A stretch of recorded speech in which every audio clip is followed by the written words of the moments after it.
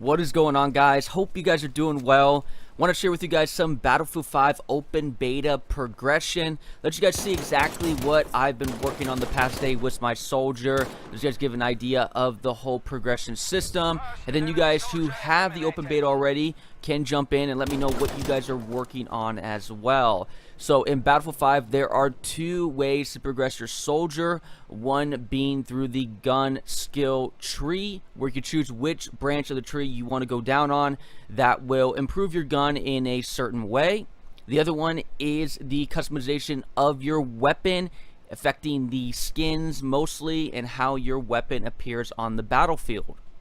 If you want to unlock more skins for your weapon or progress further in the gun skill tree, you're going to have to earn a currency on the battlefield. How you go about earning this currency is by completing different assignments. You'll see the assignments section in the home menu screen. From there are two forms of assignments, the special assignments and the daily orders. The special assignments touch the broader range of the battlefield, whether you play the assault class, recon class, or support class. They even touch different game modes and even specific weapons like the AR or light machine guns. You can equip 4 of these simultaneously to progress on the battlefield at the exact same time, and they will earn you different forms of currency and even unlock different weapon skins for your gun. When it comes to your daily orders, you'll see on my screen here, I have to kill 2 enemies as an assault, and then kill 3 medic soldiers and recon soldiers, each of these earning me 100 of the battlefield currency. And I'd imagine completing these daily will get me ahead of the progression curve on the battlefield. Once you've completed some of those assignments and earned some of that Battlefield 5 currency, you're going to want to go to the Armory section. From there, you're going to see the featured skins and weapons you can unlock by using that currency. If you want a more comprehensive list, you can go over to the weapons or vehicle section. From there, I'm going to choose the assault class, as that's the class I've been working on the past day, and share with you guys the progression on my STG, as I've unlocked the night ops skins for every section of the STG. So I've completely decked out the gun, blacked it out completely. I think it looks pretty sick. The one part of this customization that will improve your gameplay on the battlefield is the sights, as I did unlock the night ops medium scope. This allows me to extend the range of my gun. If I want to maybe switch and maybe use iron sights to not look up so close to people when I'm ADSing, I can obviously go and switch to that as well. But these are the only parts of your gun when it comes to the customizations of the skin that is actually going to affect you on the battlefield. Everything else right now, for the STG at least, is just purely cosmetic. Once you've unlocked these skins of your choosing, you're then going to want to go to the home menu and go over the Your Company section. There is the place you can equip the different skins and sights and different melee weapons you may have unlocked with that battlefield currency. This is as well the place you can customize and upgrade your weapon when it comes to that skill branch tree. You're just going to want to go over to your weapon on the Xbox, hit A, and there you're going to be able to see the upgrade section. This is where you're going to want to use the currency you have earned by completing the different assignments on the battlefield. From here, you're going to be able to unlock the different sections of the progression branch tree.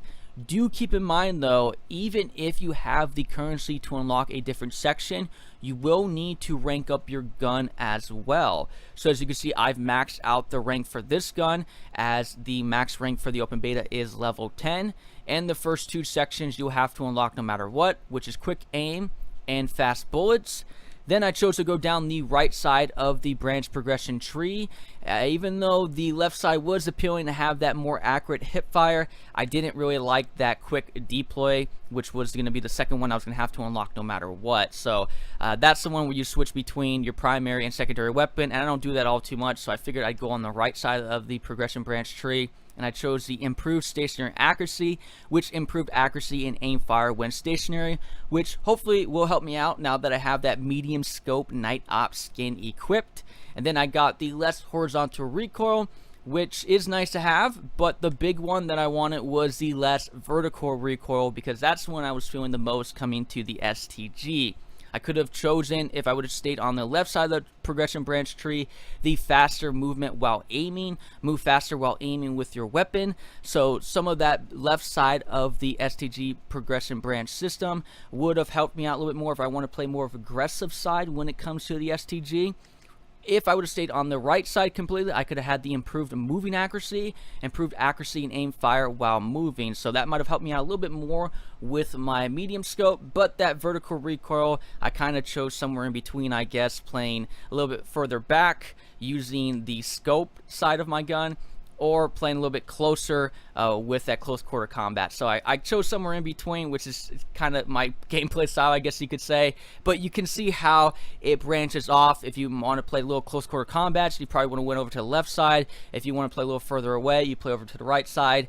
And me being somewhere always in between, I kind of played somewhere on the, you know, further away, but still wanting to play close quarter combat, if you're following what I'm saying here. So really cool stuff in my opinion. Do keep in mind that once you choose the progression branch side you choose to go down on, you are stuck with that when it comes to the open beta. As far as I'm concerned, you can't create a new assault class soldier. So once you have chosen the side you choose to go down on, you are stuck with that. So do keep that in mind.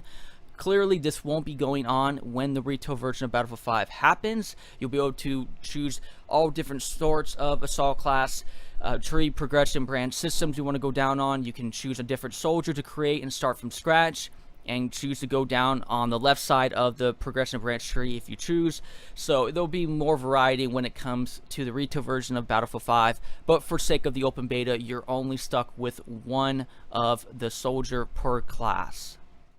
Just to give you guys my quick 2 cents on this player progression, I'm definitely enjoying it right now. I like the fact we can grind out this virtual currency and then use it to unlock the exact item we want. No longer that Battlefield 1 system where you were unlocking the Battlefield 1 currency to then use on a battle pack which you didn't know what you were going to get inside. No longer that's going to be the case in Battlefield 5. Right now you can use that currency to unlock the exact item.